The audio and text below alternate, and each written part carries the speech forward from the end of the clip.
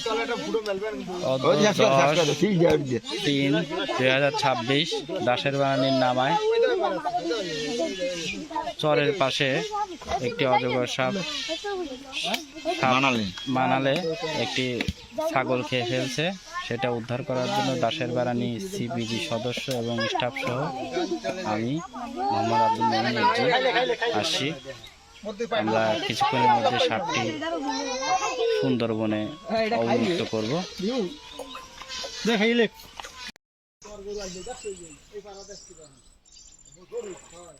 10/3/2026 সকাল 11 ঘটিকায় মানালে যে সাপটি পাওয়া গেছিল, অজগর সাপটি পাওয়া গেছিল, সেটি অবমুক্ত করা হলো সুন্দরবনে। আমরা দাসের বাহিনী স্টাফ ও সিপিজি সদস্য সহ সকলে মিলে সাপটিকে সুন্দরবনে আবার অবমুক্ত করলাম। আল্লাহ হাফেজ।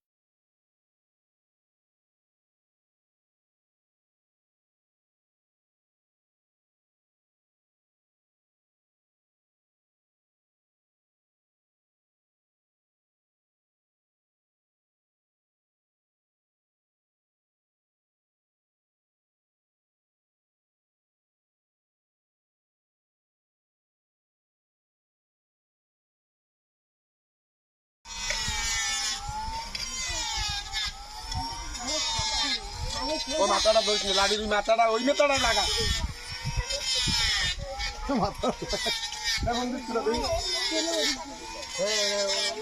লাঠি মাছ দিয়ে গেল।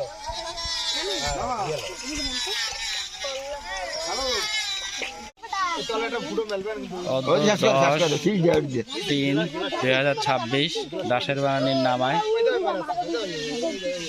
চরের পাশে একটি অজগর সাপ মানালে একটি ছাগল খেয়ে ফেলছে।